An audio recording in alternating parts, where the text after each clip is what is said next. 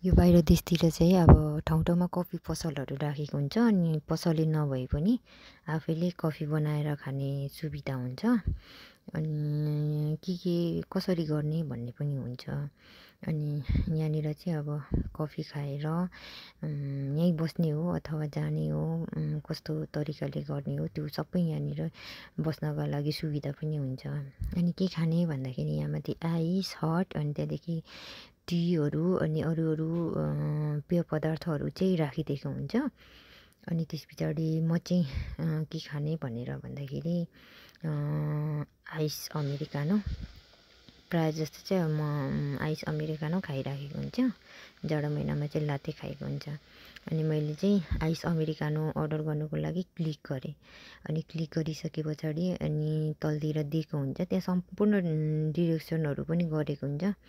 अनि यो छुमुनागी भने चाहिँ अर्डर गर्नु भनेको हुन्छ। अनि त्यसमा क्लिक गरिसके पछाडि आफूले मागेको सामान चाहिँ त्यो सही छ कि छैन चेक गर्नुपर्ने हुन्छ।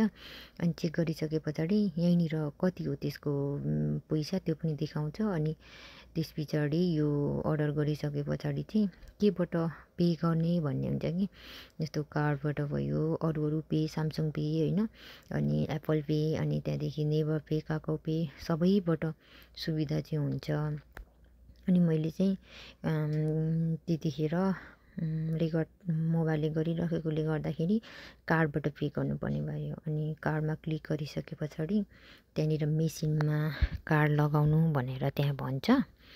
अनि त्यस पछाडि कार्ड लगायो। कार्ड लगाएको 3-4 सेकेन्ड जति पर्खिसके पछाडि अनि त्यो हामीले अर्डर गरेको चाहिँ उनीहरूले रिसिभ गर्छ। अनि अर्डर रिसिभ गरिसके पछाडि चाहिँ आफूले बनाउनु पर्छ नि त सबै कुरा। त्यहाँ चाहिँ मेसिनहरू मात्रै हुन्छ अनि आफूले नै गर्नुपर्ने हुन्छ। अनि आफूले गर्दाखेरि चाहिँ अब त्यहीँनिर भन्छ त्यो सम्पूर्ण हिसाब गरिसके पछाडि कफी अथवा के खाने त्यसको लागि चाहिँ कप यहाँनिरबाट लिनु भन्छ। अनि यहाँनिर चाहिँ यो कप लियो अनि आउँछ आफै, त्यो अर्डर गरेपछि मात्रै आउँछ कप। अनि कप लिएर अनि आइस थाप्नु भन्छ। अनि आइस पनि ठ्याक्कै उनीहरूले त्यो कपमा ठ्याक्कै 1 कप लागि मात्रै दिन्छ, त्योभन्दा धेरै पनि वेस्ट हुने गरी पनि दिँदैन। अनि त्यस पछाडि त्यो आइसमा चाहिँ अब आफूले मागेको के पेय पदार्थ छ त्यसको लागि चाहिँ त्यो मेसिन मुनि राख्नु भन्छ। अनि त्यहाँदेखि मेसिन मुनि राख्यो। अनि यहाँ सुरुको टर्नमा चाहिँ पानी आउँदो रहेछ। अनि पानी आउँछ अनि त्यस पछाडि कफी आउँछ अनि अरू के मिक्सहरू हुन्छ नि त।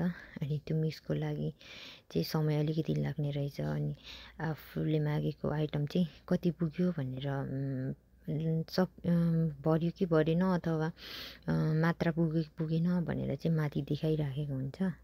अनि त्यो मुनि चाहिँ अब अहिले मैले त आइस मागे पनि कफी मेसिनबाट आउँदाखेरि त तातो हुन्छ नि त, त्यो तातो भएकोले गर्दाखेरि हात नलानु भनेर पनि भनिराखेको हुन्छ। अनि आफूले मागेको केही पेय पदार्थको मात्रा पुगेपछि चाहिँ माथि त्यो धर्का, त्यो पहेँलो खालको धर्का छ नि, त्यो पहेँलो खालको धर्का चाहिँ पुरा हुन्छ।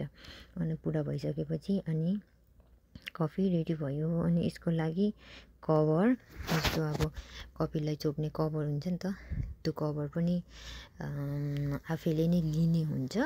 अनि लिएर अनि त्यस पछाडि त्यसमा लाउने पाइपहरू त्यहीँनिर राखिदिएको हुन्छ।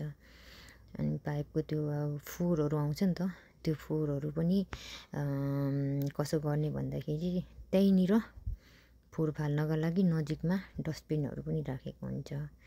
अनि डस्टबिन पनि राखिदिएको हुन्छ। अनि त्यस पछाडि कफी बाहिर लिएर जाने अथवा त्यहीँ बसेर खाने भन्ने हुन्छ। अनि बसेर खाने हो भने 3 घन्टा एउटा केही सामानहरू पेय पदार्थ लिए बापत एउटा के हुन्छ भने 3 घन्टासम्म बस्ने अवसर हुन्छ।